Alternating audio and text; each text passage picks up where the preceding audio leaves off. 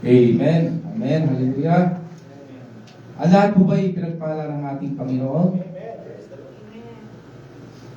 Tunay na napakabuti po ng ating Panginoon. Amen. So, napakasarap na muli ng ating makasama po, Panginoon, pag-araw ng Friday. Amen. Amen. Ito po ay araw para sa ating Panginoon. Amen. Isang araw lang binigay natin sa ating Panginoon. Yung 6 na araw, inubos natin sa ating pagtatrabaho. At sa isang araw, yun yung para sa ating Panginoon na mabigyan siya ng ating pinakamataas na pagpupuri, pagsamba. Yun ang gustong-gusto ng Panginoon eh.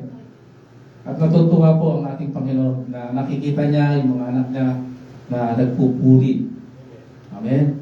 Kaysa amen, sa mga taong tunay na wala pong relasyon. So, kailangan po ay tayo po ay pumayo po mga kapatid para yung mga kaluluwa na wala pa pong tunay na relasyon sa ating Panginoon ay madala po natin sa ating Panginoon.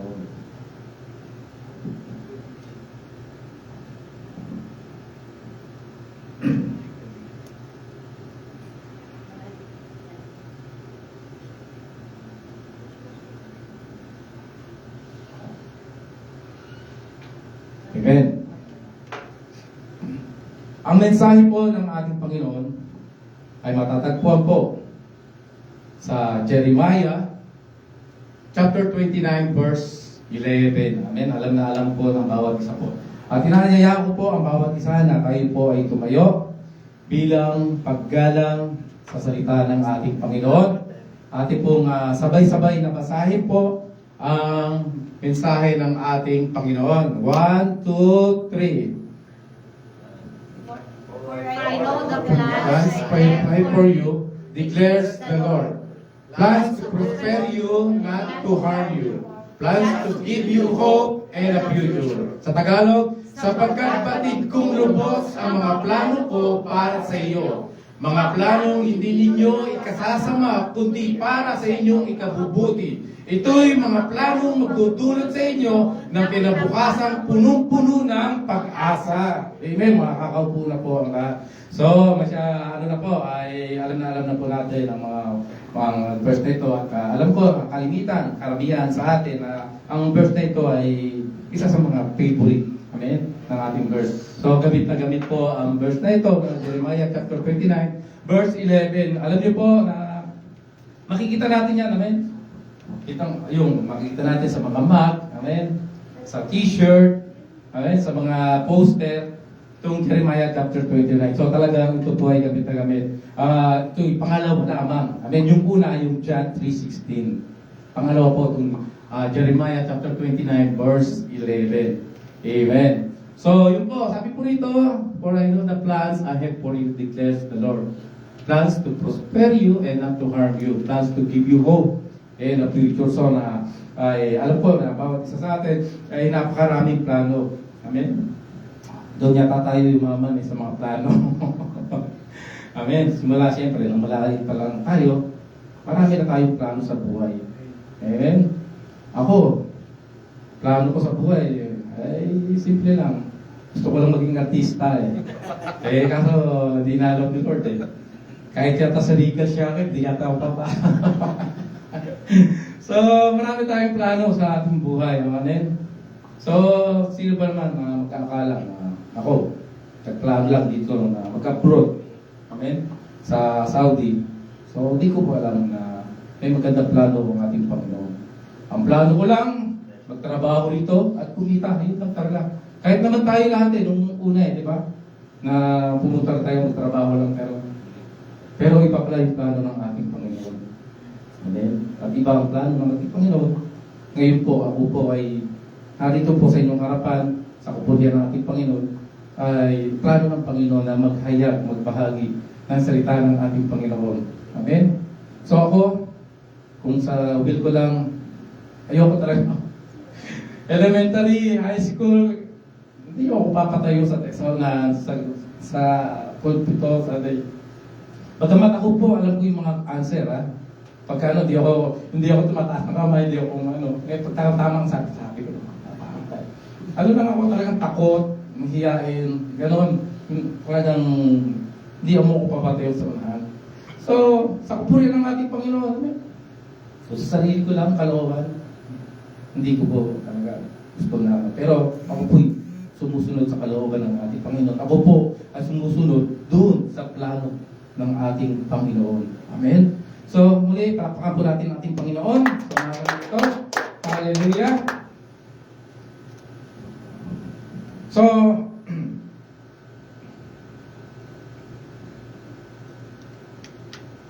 ang Jeremiah chapter 29 verse 11 po mga kapatid, amen, ay siyempre, ito nga bilang Kristiyano, amen, ito'y pinanghahawakan natin mga Kristiyano sa panahon ng pagsubok. Amen, gustong-gusto natin ito sa panahon ng kahirapan, kagipitan, at tuwing haharap tayo sa mabigat na problema. Amen. Sabi po sa Jeremiah 29:11, ang Diyos ay may plano sa akin, may plano sa iyo. May plano sa bawat isa sa atin. Sabi mo sa katabi mo, may plano ang Diyos sa iyo. Amen. So may plano ang Diyos. So pagpalain po tayo ng ating Panginoon. So dapat, mga kapatid,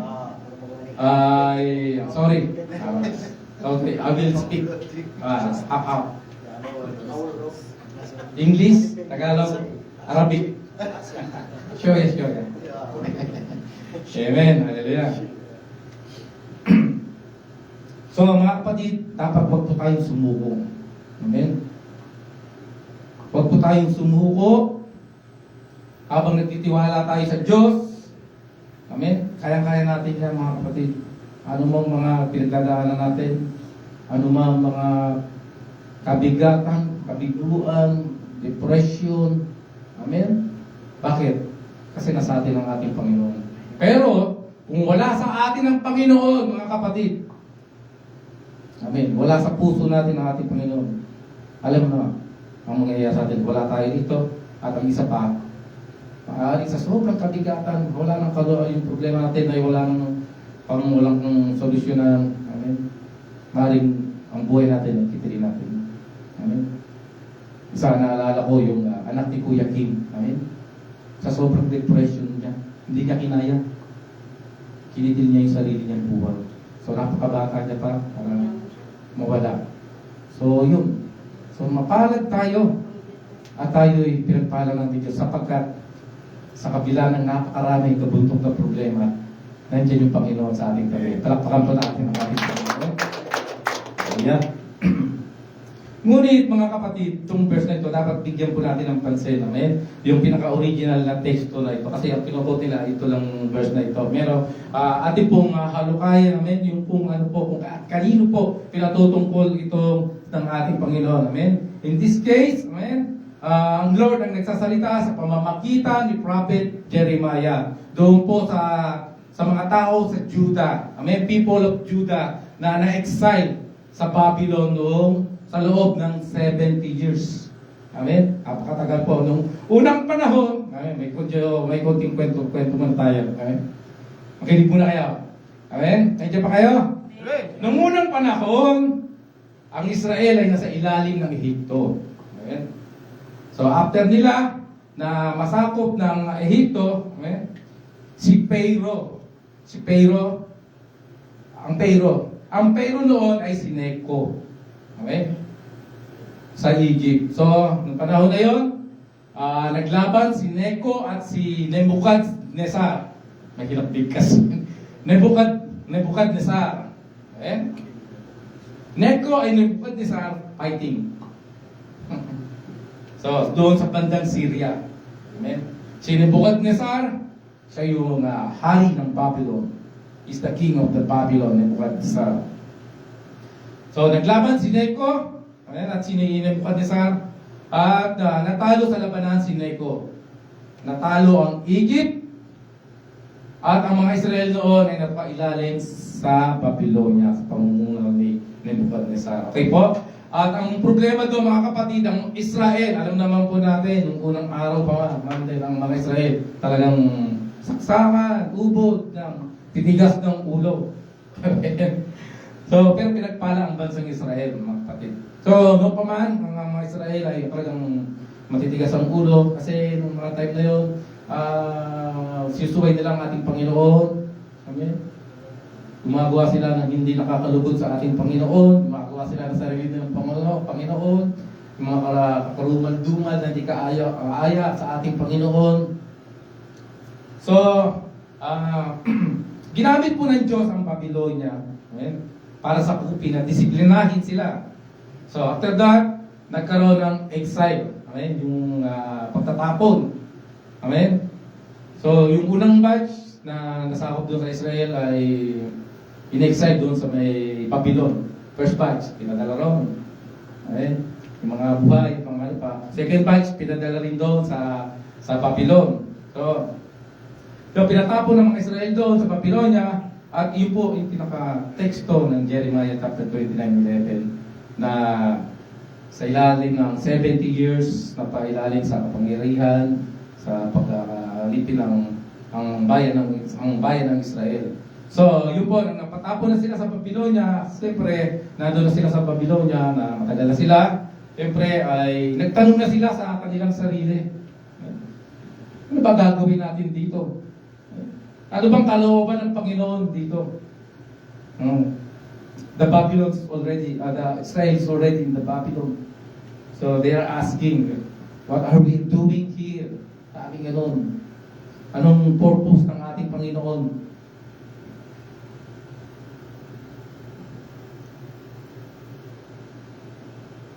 At ibinigay ni Jeremiah ang sulat. Sabi po dito, na sila, nagreklamo na. So, tingnan natin mga kapatid. So, Jeremiah ay sumulat doon sa mga bihag sa Babylonia. Sabi niya dito, at ibinigay ni Jeremiah ang sulat kina Elasa na anak ni Shaphan at Gemaria na anak ni Hilkiah. Sila yung sinugo ni Haring Sedekiah kay Nebuchadnezzar sa Babylonia. Ito ang sabi ng ating Panginoon. Amen? Ang Panginoon ating makapangyarihan. Diyos sa sulat. Ito ang sabi ng Panginoong makapangyarihan. Ang Diyos ng Israel, magtayo kayo ng bahay doon at doon na kayo tumira, magtanim kayo roon, kumain ng inyong mga ani, mag-asawa na kayo roon, magkaanak na at magparami ng magparami. So sa madaling salita, ibig sabihin doon sa lugar na yon ay para magpo-for-good na kayo. Kasi sabi ng Panginoon, mag-start na kayo dyan. Amen, total, nandiyan naman kayo na. So, siyempre sa atin, ay natin sa kailalim ng Babylonia, siyempre, mag-start na tayo ng bagong buhay natin doon. Sa hindi naman natin lupain. Siyempre, parang dito sa Saudi, okay? Hindi na tayo makakabalik ng Pilipinas. Dito na tayo magtatayo ng ating pamilya, ng ating lipunan, magpaparami tayo dito. So parang kahit na dito tayo sa bansang Saudi, iba pa rin, di ba? Iba pa rin yung bansang Pilipinas na pinakamamahal mo. Amen. So ganun po yung mga Israelita ng araw. So, yun po yun. At sa chapter 28, mga kapatid, sinasabi doon, kasi sa chapter 28, ay sinasabi doon na naglipanan na rin yung mga bulaang propeta. Amen? Yung mga bulaang propeta, sabi ng bulaang propeta doon sa mga Israelita, 2 years lang kayo dyan. Oh, siyempre matutuwa naman tayo. Ay, saglit lang pala yun eh. 2 years lang. Parang kontrata natin dito, 2 years lang. Pero ngayon, 10 years nandito pa rin tayo. So, natutuwa tayo. Okay, 2 years lang. Yan. Okay na yun. Makakabalik na tayo doon sa ating lupang pinangako. Pero, sabi ng ating Panginoong makapangyarihan, ang Diyos ng Israel, huwag kayong palilin lang sa mga propetang ninyo at kasama ninyong manghuhula sapagkat nagsasalita sila ng kasinungalingan sa pangalan ko. So, kahit nung araw, walang naglipa na yung mga bulaang propeta. Pero sabi ng Panginoon, huwag kayong maniwala dyan. Na 1 week lang kayo dyan, makakabalik na kayo. 2 years. Sabi ng ating Panginoon. So, hindi ko sila sinuko, kaya huwag kayong maniwala sa Kanya. Kaya sabi ng ating Panginoon, ako ang Panginoon, nagsasabing pagkatapos ng 70 taon, na pagsakop sa Babylonia. Yung tinapat sila ng ating Panginoon, 70 years. Tayo tatapatin tayo. Parang bigat sa ating kalooban na tagal. Okay? 70 years. So kung 10 taong ka ngayon, plus 70, 80 ka na, makakabalik ng Pilipinas, makakabalik dun sa bayan ng Israel. So, ayun. Long term, kumbaga. Okay? So, dahil nga sa katigasan ng ulo ng mga Israel, okay? Yun, dinidisiplina sila ng ating Panginoon sa kanila. At dyan na po, papasok yung Jeremiah, yung verse natin, Jeremiah chapter 29, 11. Alam ko kung paano, sabi po sa sulat, alam ko kung paano ko tutuparin ang mga plano ko para sa kabutihan ninyo. At hindi sa kasamaan ninyo, plano para bigyan kayo ng pag-asa at magkaroon kayo ng mabuting kinabukasan. Amen. For I know the plans I had for you, declares the Lord, plans to prosper you and not to harm you, plans to give you hope and a future. Amen. Kaya yung Jeremiah 29:11, alam ko kung paano tutuparin ng ating Panginoon yung plano para sa kabutihan natin. Amen. Hindi para sa kasamaan. Sabi po rin sa Tagalog, alam ko kung paano tutuparin ang mga plano ko para sa kabutihan ninyo at hindi sa kasamaan ninyo. Plano para bigyan ng pag-asa na magkaroon ng mabuting kinabukasan. Tunay nga po na Jeremiah 29:11 ay isang magandang paalaala sa atin sa gitna ng mga depression natin, sa gitna ng ating kapighatian, sa ating kasakitan, sa ating kabiguan, mga problema sa pamilya, problema sa asawa, problema sa anak, problema sa pananalapi, problema sa trabaho, sa employer, problema, amen? Pero mga kapatid, hindi po dapat tayo sumuko. Amen? So, maaaring makaranas tayo ng iba't ibang sitwasyon. Amen? Alam ko, marami sa atin na talagang suki na yan yung mga sitwasyon. Amen? So, salamat sa Panginoon at palagi siyang nandiyan tulad ng mga depression. Nga, at sinasabi po sa Jeremiah 29:9, ang mga bagay na ito, malalampasan natin at mapagtatagumpayan dahil may magandang plano ang ating Diyos. Amen? Kaya naman po, ngayon pa lang po tayo nagsimula. Ano pa lang pala yun? Introduction pa lang. Amen. Kaya naman po, ang title, ang mensahe ng ating Panginoon, Your Plans versus God's Plans. At ang tema po, God's Perfect Plan. Amen. Naniniwala kayo? God's Perfect Plan. Amen? Pero kung tao lamang yan, hindi perfecto yan. Amen? Sapagkat ang ating Diyos, siya lamang ang perfecto. Kaya, sabi dito, sa tema natin, God's Perfect Plan. At meron po tayong 4 na puntos. Ang ating unang puntos, mga kapatid, God's sovereignty and knowledge. Amen? Sabi po sa Isaiah 55:8 hanggang 9, For my thoughts are not your thoughts, neither are your ways my ways, declare the Lord. As the heaven are higher than earth, so are my ways higher than your ways, and my thoughts than your thoughts. Sa Tagalog, ang sabi ni Yahweh, ang aking kaisipan ay hindi nyo kaisipan. Ang inyong kaparaanan ay hindi ko kaparaanan. Tama po ba?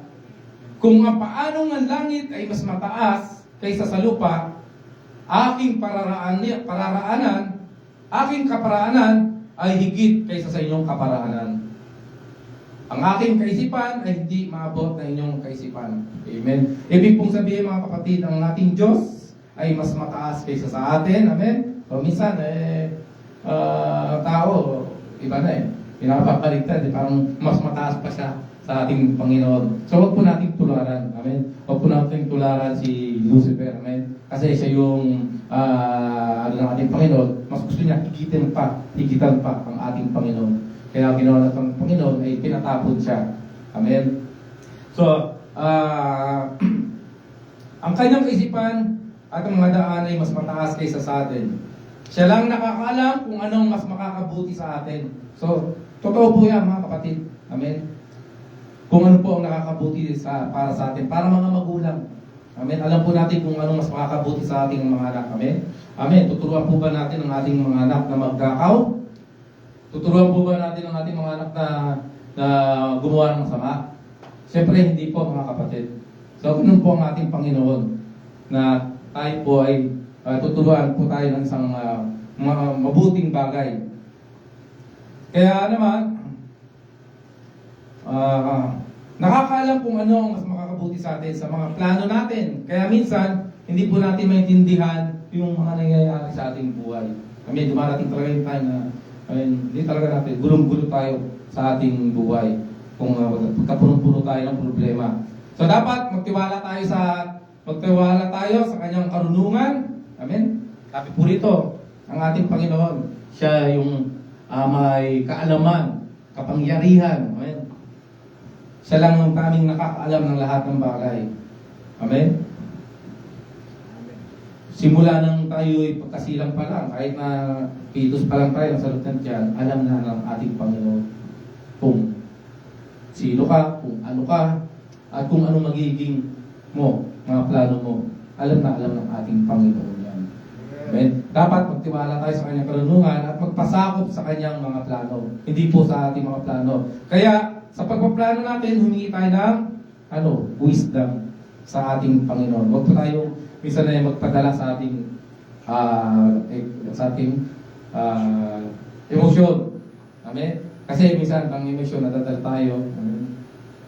Naalala ko yung kwento ni Kahid ano niya, sabi niya, sige, mag-resign ako. Ito yung aking itutuluyan siya ng hapon niya.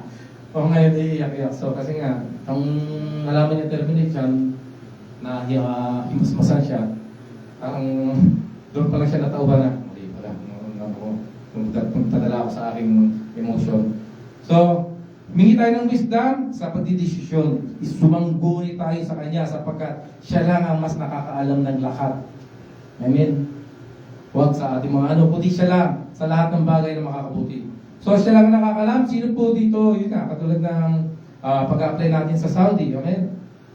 Sabi nga rito, sabi ko nga kanina, tayo nagpunta rito para ay magtrabaho lang at kumita ng pera. Yun lang, magpadala sa Pilipinas. Amen? Pero iba yung plano ng ating Panginoon. Siyempre, pagpunta natin dito, single tayo. Pagpunta natin, hindi natin alam, dito mo pala makikilala ang yung makakasama sa buhay. Amen? So katulad ng ating isang kapatid. Amen? Sino mag-aakala na dati umalis siya sa Pilipinas, nag-iisa lang siya. Ngayon, uuwi na siya na dalawa na sila. So, God willing, with the perfect time, amen, na ipagkakaloob sa kanila yung kanilang ninanais. Amen? So, palakpakan po muna natin ang ating Panginoon. So, walang nakakaalam ng plano na yun. Nung umalis ka pa sa Pilipinas, plano mo, pagdating ko sa Saudi, mag-asawa ko, mag-aanap ako. Hindi, di ba? Pero ang Lord, siya yung nagbigay nito. Siya yung nakakaalam. Amen? Tumatawa si Sigura Adjo. Amen? So, napakabuti ng Panginoon na hindi niya alam yung plano na yun. Pero yun, plano ng Diyos. Amen? So, kailangan, amen, na tayo may plano sa ating buhay, kailangan po ay isang guni natin sa Kanya. Walang imposible sa Kanya pagkakaroon niya kung ano kahit di natin sabihin. Alam niya yung puso natin, alam niya yung pangangailangan natin, alam niya yung ating pinagdadasal. So, sumunod lamang po tayo sa plano ng ating Panginoon. At saka, yun po, ay sabi po, yun nga, darako na po tayo sa pangalawang puntos. God's good intention. Amen. Tama po ito. God's plans are for our good, para sa ating kabutihan. God prospers, napubulol ako. The prosper us and not to harm us. Amen? Amen po ba? Amen. Amen. So dito pinakikita ng Diyos ang kanyang pagmamahal Amen. Mahal-mahal tayo ng ating Panginoon. Kahit sa kabila ng ating hindi pagiging tapat sa Kanya, sa kabila ng ating hindi nagiging pagkukulang natin sa Kanya, hindi nagbabago yung pagmamahal niya sa atin. Ganun po ang ating Panginoon. Sabi po sa Romans, sabi po, God's plans are good for the prosper and not to harm you. Sabi po sa Romans 8:28, and we know that in all things, God works for good and for those who love Him, who have been called according to His purpose. Amen po ba? Alam natin na sa lahat ng bagay, gumagawa ang Diyos para sa ikabubuti ng umiibig sa Kanya. So napakabuti ng ating Panginoon na Kanyang tinawag ayon sa Kanyang layunin. So may purpose ang ating Panginoon, may intention. Amen? Ang ating Diyos, laging may magandang layunin. Amen po ba? Laging may purpose sa buhay natin. So, dumadaan man tayo lagi sa mga mabibigat na pagsubok, amen, sa ating kahirapan, amen, kabiguan. So, hindi po natin makakamit yung mga plano natin. May mga time na yung plano natin, hindi natin nakakamit, amen, madalas. Pero ang Lord, laging may purpose. Amen po ba? So, minsan, kapag ipinilit natin yung ating sarili, matutupad naman din. Kaso, may consequences lang din. Kasi bakit? Kasi dito ang kalooban ng ating Panginoon. Pero kung susundin po natin ang kalooban ng ating Panginoon, ito po ay magiging smooth, mga kapatid. Amen? Ito ang kalooban ng ating Panginoon. So minsan, yung mga hindi natin, yung mga plano natin, hindi na natin nakakamit, inaalod ng ating Panginoon para hindi lamang tayo para parusahan. Amen? Kundi para patatagin ang ating pananampalataya. Amen po ba? Amen. So, palagi may purpose ang Panginoon kung mga nangyayari sa ating buhay na tayo natanggal sa trabaho, ano. No, may purpose ang ating Panginoon sa bawat may nangyayari sa ating buhay. Amen? Katulad na lang po, example po dito kay Joseph the Dreamer. Sino po nakakalam dito? Amen? Si Joseph the Dreamer. Amen? Kilala po natin, siya yung favorite son ni Jacob. Amen? Dami nilang magkakapatid. Amen? So, yun nga, dahil paborito sa kanyang tatay, amen? Kaya nagselo sa kanya yung mga kapatid niya. Sa ginawa ng mga kapatid sa kanya, ano ginawa? Binenta. Binenta siya sa mga ginawang alipin sa Ehipto. Kaya nung nasa Ehipto na siya, at naging alipin na siya roon, amen. Si Joseph po ay mahusay. Pag sa ano yung architect, marunong siya sa mga plano. Amen. At sa pagiging alipin ni Potiphar, amen, at yun po, itungo sa pangalawa. Siya po ay ginawang pangalawa. Inapoint siya na pangalawa sa pinakamataas. Mula sa pangalawang alipin. Ano? Sino mag-aakala yun? Hindi niya rin nakakala niyo sa sarili niya na siya yung magiging pangalawa sa pinakamataas na pinuno ng Ehipto. So ganoon ang Panginoon. May layunin. Ganoon din po sa atin. Amen? Kung may nangyayari sa atin na ganoon, amen? Kabiguan, maranas tayo ng mga depression, mga ano. So, may layunin, may purpose ang ating Panginoon, katulad ng kay Joseph na ginawa siya. At ngayon, sa pamamagitan ng pagbibigay kahulugan sa mga panaginip ni Paraon, amen, si Joseph, siya yung nagbibigay ng kahulugan, at kanya-kanyang magpaliwanag sa mga panaginip at karunungan. So, ipinakita rito, amen, na yung purpose ng ating Panginoon sa pamamagitan ni Joseph ay kanyang nailigtas ng kanyang buong sambahayan at nadala niya sa Ehipto. Amen. Na yung mga kanyang mga kapatid, mga anak, hindi niya alam na siya pala yung yung pangalawang hari na ano, siya pa pala yung anak. Kaya, ayun, napaka-blessed ni Joseph. Sa kabilang taon, nagpakumbaba pa rin siya. Siyempre, kung tayo sa atin nangyari yun, sarili mo dugo, binenta ka. Tapos gano'n lang. Parang napakasakit ano. Parang hindi mo siya kadugo. Tapos nandiyan sa harapan mo. Amen. Siguro, sobrang galit mo. Baka kung ano lang ang magawa mo. Pero hindi po yun pinaira ni Joseph na nagbabaw sa kanya ay pagpapakumbaba, pagpapatawad sapagkat ito po ang nais ng ating Panginoon. Amen? So, yun po. Nakala po natin, yung mga nararanasan natin kahirapan at kabiguan ay may magandang plano po ang ating Panginoon. So magandang layunin. So basta lamang po magtiwala tayo sa ating Panginoon. Amen? We trust to our God. Maging faithful tayo, maging tapat po tayo sa ating Panginoon. Amen po ba? Amen. Palakpakan po natin ang ating Panginoon. At lalaman po tayo sa points number 3, hope and future. Amen. God's plans include giving us hope and future. Amen.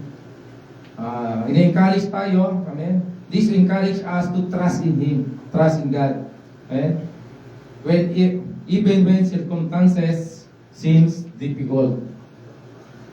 Sabi po sa Psalms chapter 33 verse 11, but the plans of the Lord stand firm forever. The purposes of His heart through all generation.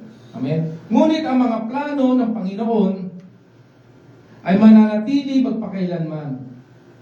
At ang kanyang mga balak sa salit-saling lahi ay matutupad. So mananatili magpakailanman ang pangako. Ang Panginoon, pag nangako, amen, hindi nagbabago. Hindi katulad ng tao, hindi katulad ng ano natin dyan, amen. Pangangako, susungkitin yung bituin at araw. Amen.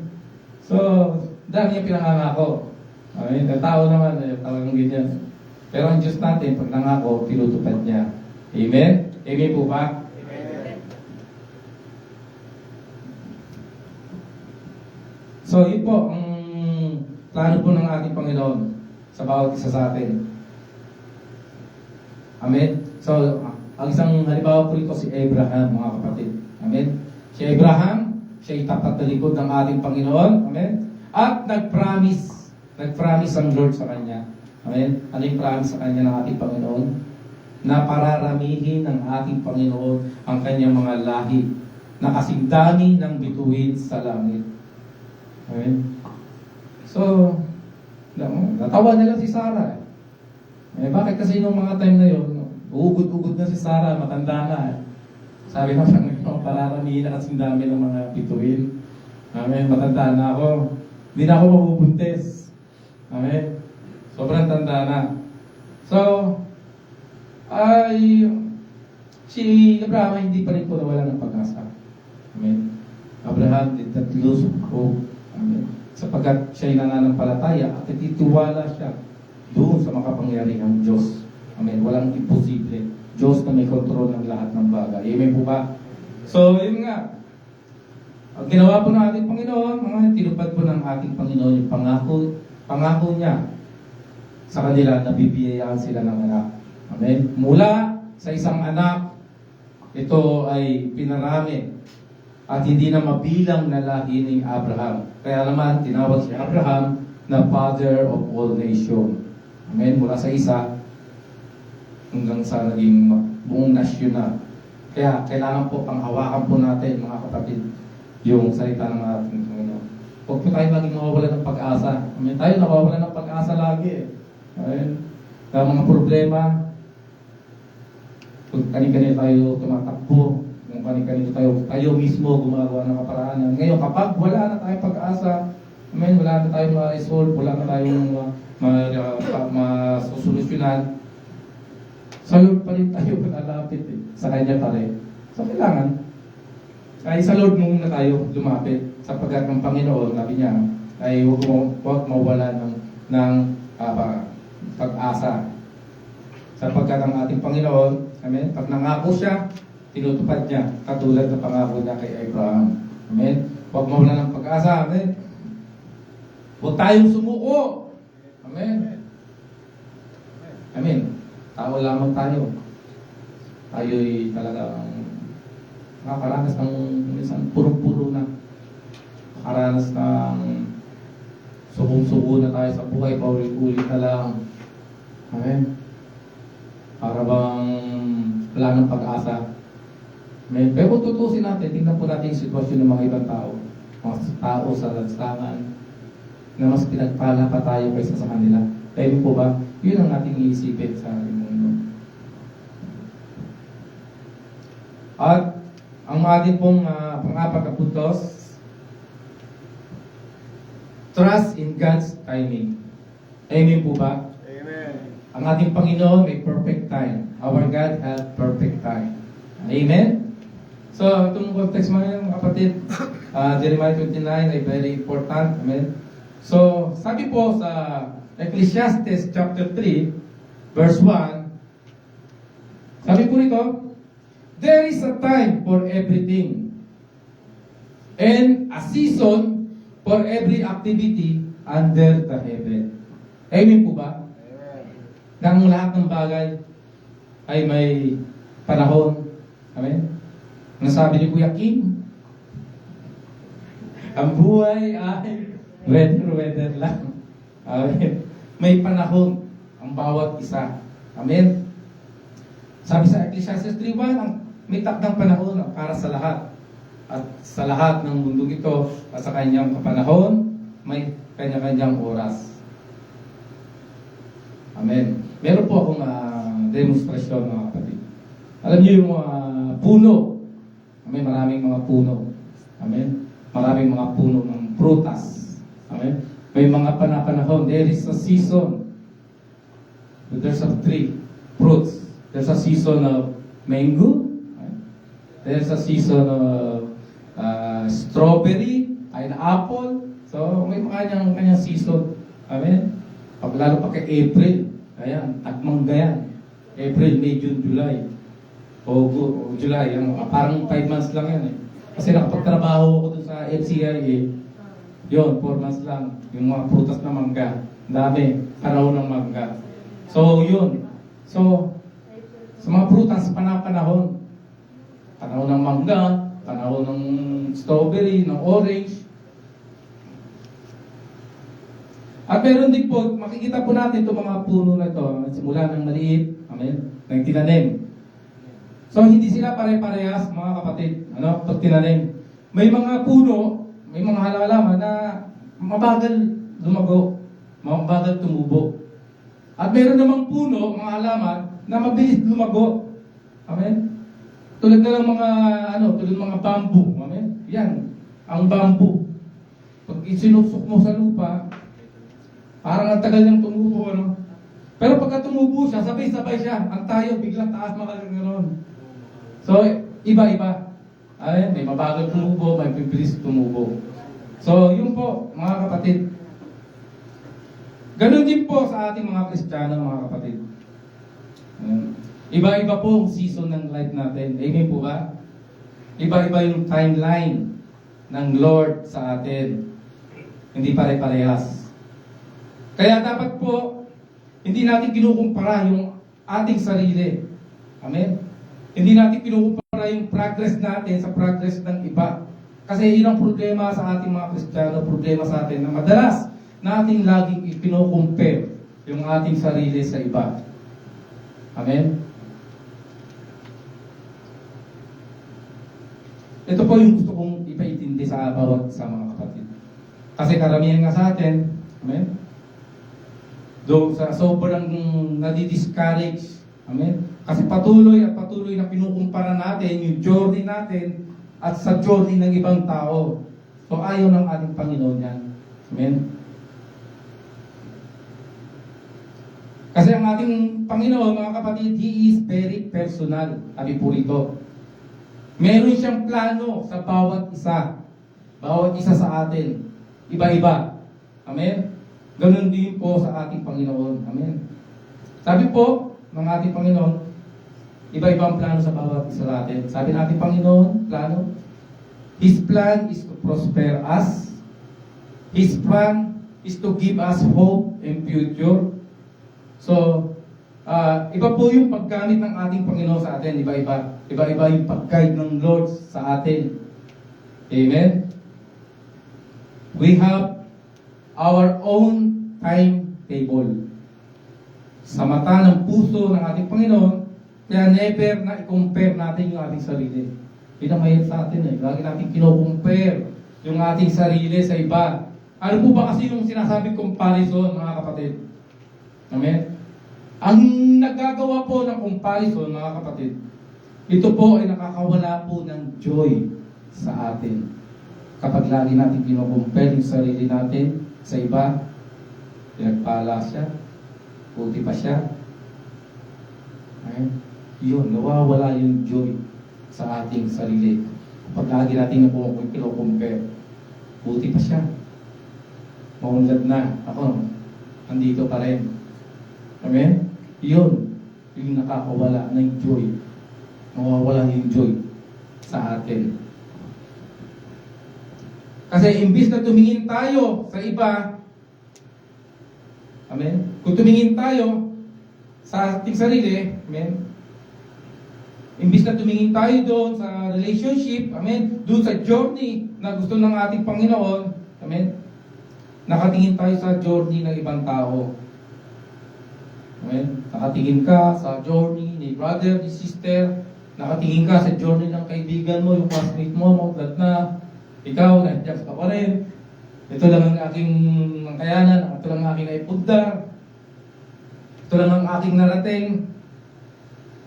So, iba-iba din po yung dealing natin sa ating Panginoon. So, kapag kinukumpara po natin ang ating buhay sa ibang tao, so minamaliit po natin yung plano ng ating Panginoon mismo sa atin. Yun po. Minamaliit natin yung plano, yung magandang perfect plan ng ating Panginoon sa atin. Pag lagi natin kinocompare yung sarili natin sa iba. Napakaganda ng plano ng Panginoon sa atin pag kinocompare yung sarili sa iba. Napakaganda. Amen. Kaya naman nakisumunod lang tayo sa plano ng ating Panginoon. At bibigyan ko pa ngayon ng isang example mga kapatid. So, para mas lalaki natin. So, meron kang isang regalo. May example. Halimbawa, ito, regalo. Amen. Imagine niyo na lang na regalo. This is a gift. Example. This is the gift. So, ginawa mo itong regalo na ito. Amen. So, sobrang effort mo sa paggawa ng regalo na ito. Special kasi ibibigay mo ito sa special na kaibigan mo. You made this gift very special because you will give this gift for your special friend. All effort, all design, all everything. This is very special. The small thing, the small gift na ito, very special. Ibibigay mo doon sa special na kaibigan mo. Amen. So, ito na. Natapos mo na yung regalo. May tabalo na ibibigay mo sa kaibigan mo. Amen. So, you will give this to your friend now. This special. So, you show him now your small gift, your effort, your special gift to you. So, nang binigay mo sa kaibigan mo naman ngayon to, itong maliit na regalo na to, amen, siyempre, proud na proud ka. Dahil napaka-special nito Pinaghirapan ko to. Lahat na binuhos ko rito. Lahat ng magaganda So, nang binigay mo sa kaibigan mo ito, amen, tinignan niya lang. When you give this gift, your friend just only looking like this. All effort, all it's just only looking. Tinignan niya lang. At tumingin siya doon sa mga ibang mga regalo na naroroon. Amen? Sabi niya, baka pwedeng yun na lang ibigay mo sa akin, mas malaki yun. Baka pwedeng yun na lang ibigay mo sa akin kasi mas maganda yun. Sabi niya, can you give that? No, I don't like this. Can you give that big gift? Can you give me that special, beautiful gift? So he refused this your gift. So, what are your feelings? Ano mararamdaman mo? Masakit. Ginawa ko to para sa iyo. Tapos tinignan mo, di ba tinanggap? Amen? Di mo pa alam yung maliit na regalo nito, special pa, alahas pala. No, di ba? Nakatingin lang siya, maliit lang. Tumingin siya doon sa magandang balot, malaki. Pero, laman ito. Ginto. Amen? Bigay sa kanya. So, siya, para tayo rin. Amen? Nandiyan na yung plano ng ating Panginoon. Binibigay na sa atin ang plano ng Panginoon. Pero, mas lagi tayo tumitingin doon sa plano ng iba, doon sa pagpapala ng iba. Lagi tayo nakatingin doon sa Kanya. Amen? Hindi natin tinitingnan yung napakagandang plano ng ating Panginoon sa atin na binibigay niya sa atin. Kasi lagi tayo nakatingin sa iba. yung mga blessing ng iba, buti pa siya, ganito. Ako, ganito pa rin ako. So, don't compare yourself to others. Amen po ba? Palakpakan po natin ang ating Panginoon.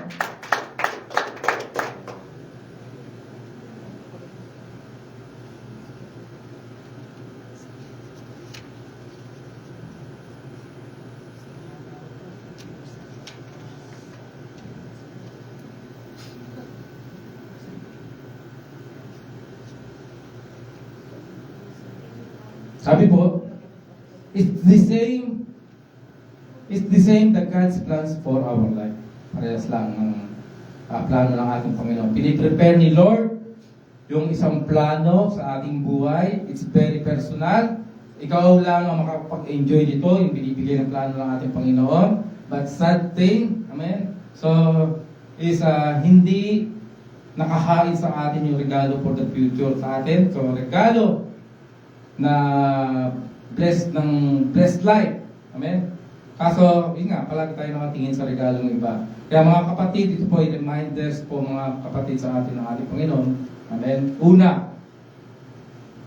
first, reminders of our Lord first. Una, ang bawat isa sa atin ay may mga kanya-kanyang plano. Amen? Talaga. At ang Diyos sa atin, may kanya-kanyang plano ang Diyos sa atin kasi mahal na mahal tayo ng ating Panginoon. Yun po, may mga kanya-kanyang plano ng Diyos sa bawat isa sa atin. Mahal na mahal tayo ng Diyos. So, patuloy lang tayo, magtiwala tayo sa Kanya. Amen? Napakaganda yung plano ng ating Panginoon na yun. Amen? Yun po yung reminder sa ating Panginoon. Second, amen? Hindi mo na kailangang i-compare lagi yung sarili mo. Kasi pag ino-compare mo, talagang madidisappoint ka, madidiscourage ka. Wala ka ng joy sa sarili mo. So, kailangan huwag mo i-compare sa sarili mo sa iba lagi. Kasi, yun nga, nanakawin lang nito yung joy mo. At, yun nga, parang minamaliit po natin yung mga plano ng Diyos sa atin. Amen? Third, pangatlo, there is always a right time for everything. There is a right time for season for everything. A perfect time. Maaaring hindi pa ito yung panahon mo ngayon. Amen. Hindi pa talaga itong panahon mo ngayon. Maaaring nasa proseso ko pa lang. Maybe nandito ka pa lang sa process ng struggle. Nasa process ka pa lang ng matinding problema. Amen. Nandiyan ka pa lang. So on process ka pa lang. So, pero mga kapatid, patuloy na nire-remind kayo mga kapatid na there is a time and season for everyone sa mata ng ating Panginoon. Maybe andoon pa yung matinding problema. Amen? Sabi nga rito, na meron tayong sariling timeline. There is a time and season for everyone sa mata ng ating Panginoon at meron tayong sariling timetable sa ating Panginoon, sa mata ng ating Panginoon. Kaya, mga kapatid, sabihin mo sa iyong sarili, Hoy, gising! Sabihin mo sa iyong sarili, be patient! Sa pa, be patient myself! Be patient myself. Be patient self! Yun ang kailangan natin. Be patient. Palakpakan po na ating Panginoon. So, lahat may perfect time Panginoon, ang ating Panginoon. So, tulad po ng isang paru-paro. Amen? May sariling timeline din ng paru-paro. Amen? Saan nagsimula? You know the butterfly? Meron siyang sariling timeline. Cycle. So, nagsimula siya, siyempre, doon sa egg. Amen? So, pagdating sa egg, mamimisa siya, magiging uod. Amen? Darating siya sa pagiging uod, pangit na uod. Amen? At pagkatapos noon, siya ay mamumugad doon sa loob. Doon siya magpapahinog ng mga ilang days. Siguro mga pagkakaano ko, basta parang 20 days, 21 days. Ganon sa loob. So talagang matindi yung pinagdaanan niya sa loob. Walang labasan yun. Amen?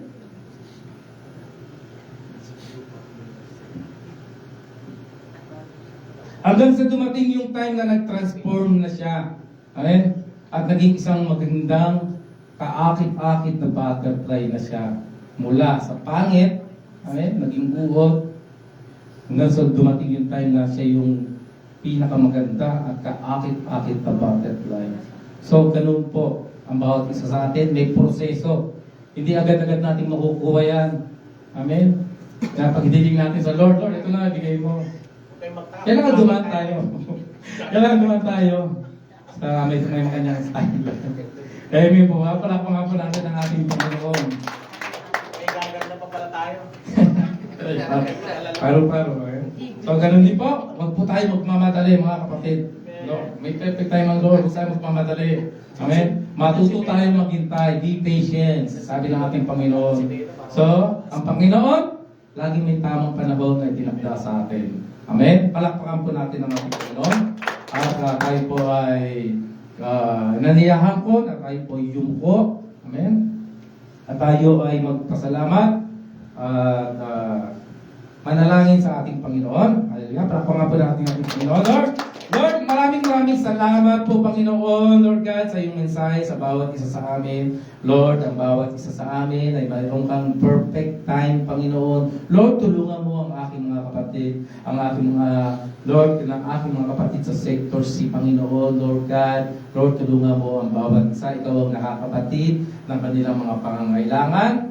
Lord, ikaw ang nakakapatid ng kanilang mga problema, mga sitwasyon, mga kabigatan, mga pinagdadaanan, Panginoon. Ngunit, kami po'y nananampalataya sa iyo, Panginoon. Kami nagtitiwala sa iyo, Panginoon. Kami po ay naghahangad po, Panginoon, umaasa sa iyong pangako, sa iyong promise, Lord God. Katulad ng mga Israelita, Lord God, na sabi mo, after 70 years, ay muli mo sila, Lord God, ibabalik po, Panginoon, doon sa kanilang lupa po, Panginoon. Lord, ganun din po sa bawat isa. Lord, bigyan mo, Panginoon, na mahabang pasensya. Bigyan mo kami, Lord God, ng katatagan, ng mahabang pagtitimpi, pagtitiis, Panginoon, Lord God, Lord, sa aking mga kapatid. Pagpalain mo, Lord God, ang aking mga kapatid, Lord God. Lord, na ikaw po, Panginoon, Lord God, magpo-provide po, Panginoon, ng aming mga pangangailangan, financially, emotionally, spiritually, Panginoon God, Lord. Salamat, Panginoon, sa buhay ng aking mga kapatid, Lord God. Lord, pagpalain mo, Lord God, ang aking mga kapatid, Lord, ano man ang kanilang mga dinadalangin, Panginoon, hinahangad, mga plano sa buhay, naririyang ka, Lord, na patuloy na gagabay sa aking mga kapatid, na patuloy mo siyang gagabayan ang bawat isa na maaami po, Panginoon, Lord God, na aming po, Panginoon, makamit, Lord God, ang mga plano mo bawat isa sa amin. Salamat, Panginoon, Lord. Ilagat mo sa aming mga puso, Panginoon, Lord God, ang puso, Panginoon, na patuloy na ikaw po, Panginoon, ang hinahanap, ang iyong presensya po, Panginoon, sa tuwing kami nalulungkot, sa tuwing kami, Panginoon, Lord God, ay nag-iisa. Sa tuwing kami po, Panginoon, ay nawawalan ng pag-asa, Panginoon. Lord, tulungan mo, Panginoon. Tulungan mo ang aking mga kapatid, Panginoon. Patuloy po sila. Patatagin po, Panginoon Diyos. Patuloy mo silang gabayan ng banal na Espiritu, Panginoon. Samahan mo sila, samahan mo kami sa bawat laban ng aming mga buhay. Sabi mo sa iyong salita, Panginoon God, Lord, na hindi mo kami iiwan, Panginoon. Lord, ito po ang aming pinangahawakan, Panginoon, ng iyong salita mo, Lord God, Lord, na hindi mo kami iiwan, hindi mo kami pababayaan po, Panginoon, Lord, sapagkat ikaw ang aming Diyos na buhay, aming Diyos na dakila, Diyos na may kontrol ng lahat ng bagay, Diyos ni Abraham, ni Isaac, ni Jacob, Panginoon, Lord, aming Diyos, God, na hindi nangiiwan. Salamat, Panginoon Diyos, Lord God. Salamat sa pagpapaalala mo sa amin na mayroon kang isang magandang plano sa bawat isa sa amin. Kahit na hindi namin ito makita o maunawaan, tulungan mo kami magtiwala sa iyo ng lubusan. Palakasin mo kami, Panginoon, ang aming pananampalataya upang maniwala na ang bawat pagsubok ay may layunin at bawat pagkadilay, Panginoon, ay may kahulugan at ipagkakaloob po, Lord God, sa tamang panahon. Maraming salamat, Lord God. Patuloy ka namin pupurihin, dadakilain at sasampahin sa natatangi at makapangyarihang pangalan ng aming Panginoong Yesus. Amen and amen.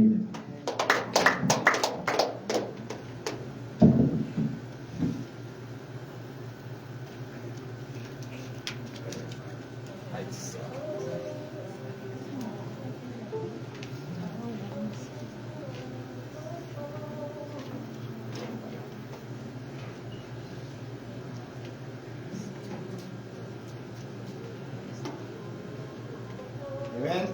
Hallelujah.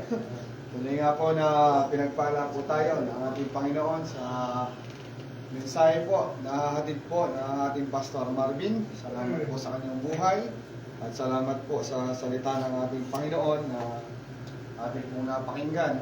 Ngayon naman po ay dadako po tayo sa pagbibigay po ng